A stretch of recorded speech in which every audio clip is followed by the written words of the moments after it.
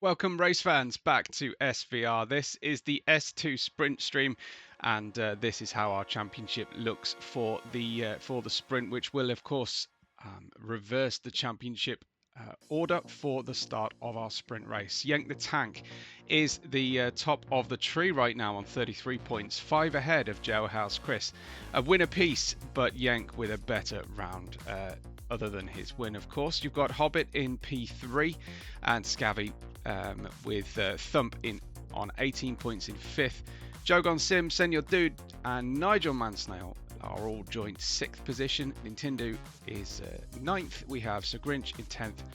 And then John P, followed by Biggerwood, AMAC, and liquidgecko. In terms of the team standings, we have Igala on top, ahead of Mega Racing and PSV, but nothing is done and dusted yet. Of course, we've got Brokaga, Cyan, Hector Motorsports, and Rosa Racing all in the mix, as you would well expect. That's how things look after round 2 at Fuji.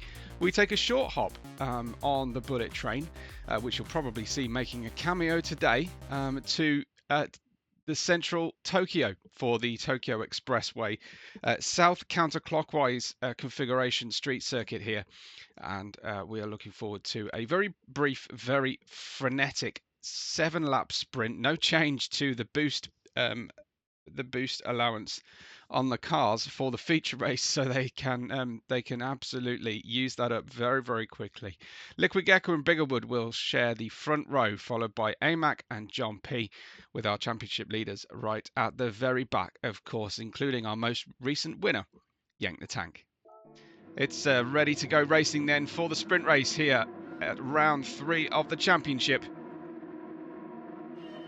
And it's dropped the clutch, and go, go, go. One of the Akala cars in the middle of the field there, struggling to get away. We've got a 3-wide situation already as they power down towards the first left-hander here on this counterclockwise configuration, albeit with a crossover as the drivers continue then through. And up at the front, liquidgecko is away with his Rosa Racing teammate in P2, AMAX, the Grinch and Biggerwood, who was the big loser out of the start, down to 4th position as they head all the way in towards this triple right-hand Docklands area.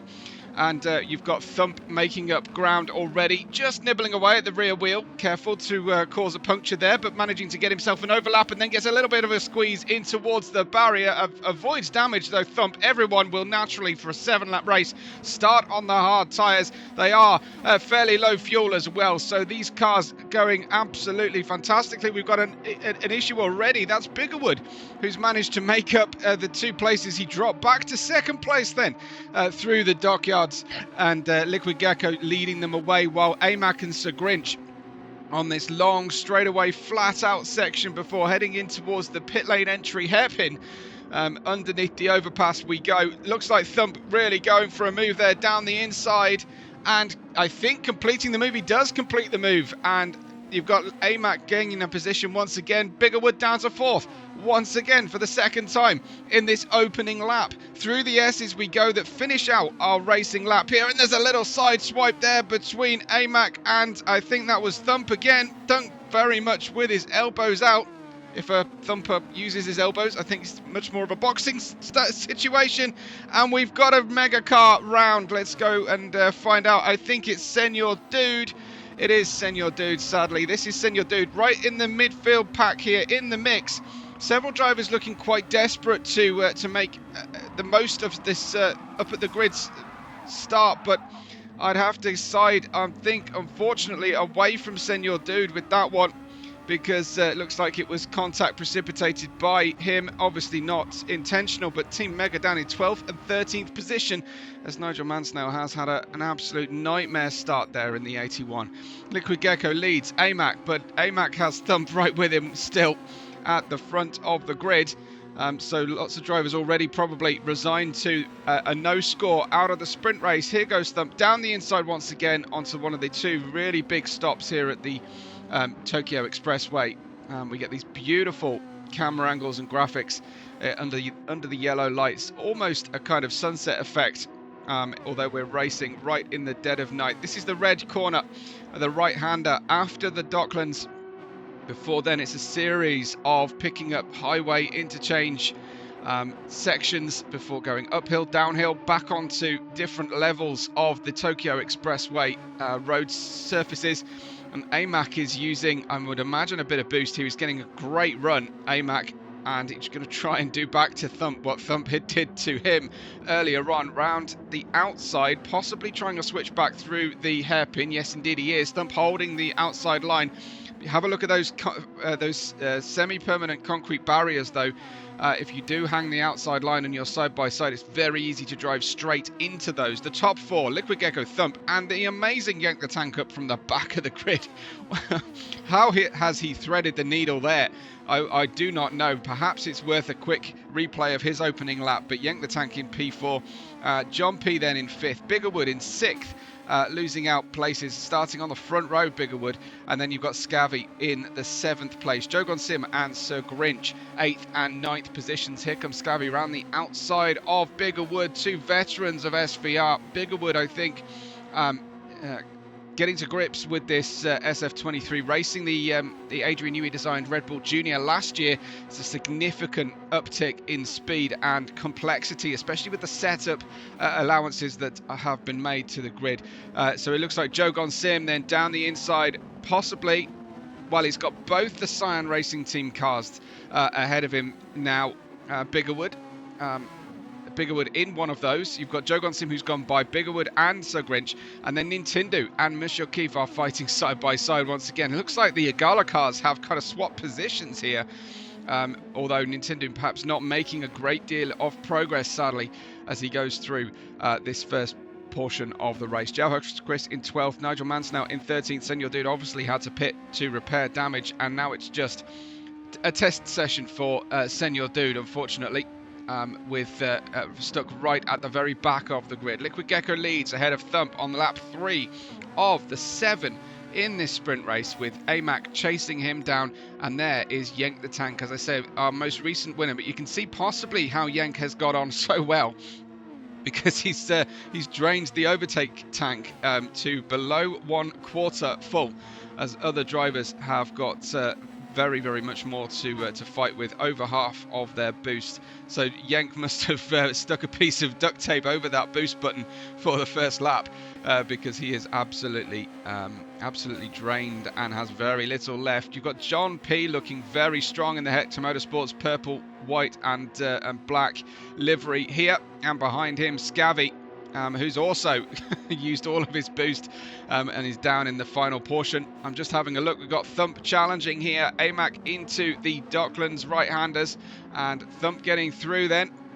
He likewise has probably used more boost than anybody. Thump on an absolute mission at the start of this race, just to try and get track position, and then he's going to have a challenge holding on to that track position as the soft tyres fade, and of course has to trust that he doesn't get any poor getaways from the slower corners, because the lack of boost in his battery pack is certainly going to hurt, and it's hurting already, because here comes AMAC without a great deal of effort, getting Rosa Racing in provisional P1 and 2 for this sprint. Thump fighting back, though. For how much longer can Thump continue to drain that battery? The beautiful blue flame throttle overrun out of the exhaust there, lighting up in this night conditions as they pass over the pit lane exit, I should say.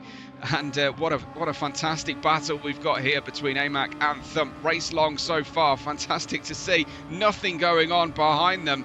They've gapped the rest of the field. You can see how tricky it is following another car in the sparks, in the shower of bright lights and street lights that are characteristic here of the nighttime cityscape that we're racing in. Through the first turn, left-hander they go to start lap 5 of the 7. AMAC with a whole load more boost in his arsenal than Thump has remaining to him. Thump is hugging tight to that inside wall as the road positions and lines run parallel and then switch and change, and then you've got these fabulous lorry park markings on the ground as well.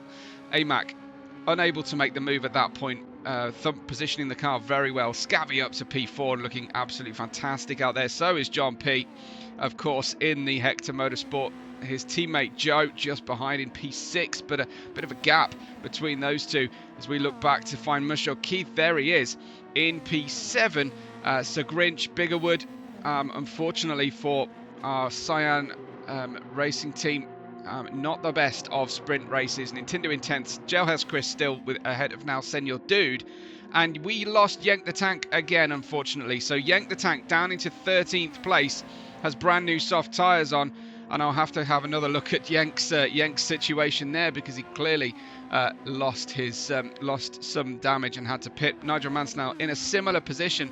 I'll go back then to the battle for the podium here that was running before. AMAC ahead of Thump. Thump with no boost, AMAC with plenty left, and he needs a slipstream off the back of liquidgecko. I wonder if there's a call on the radio there, on the team radio, to say you need to just hold up a bit, because Thump's going to get me here if I can't use your slipstream. But using the boost here, getting away out of turn 1, and it's really starting to pay off now. The advanced amount of boost that he has. Could we possibly see a 1-2 for Team Rosa Racing? That would be phenomenal for the team. I'm sure that they'd be very, very happy to see that happen. At the bottom of our team standings at the moment, but Thump makes his way by again through the Docklands area, as AMAC then is stuck behind, going through red corner and back into the tunnel underneath the Tokyo City here, as we see if he can use that overtake now. Thump completely empty.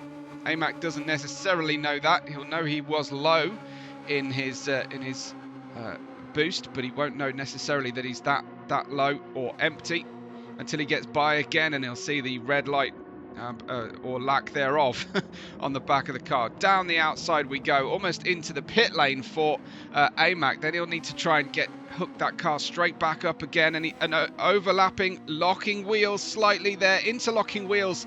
That is hugely risky in these open wheeler cars as they come out to finish out the penultimate lap of the sprint race. liquidgecko ahead of Thump, ahead of AMAC, Scavvy and John P, who still has managed to keep a little bit of boost left. John P could be taking it to Scavvy here at the end of the race. We've got Jogon Sim in 6th.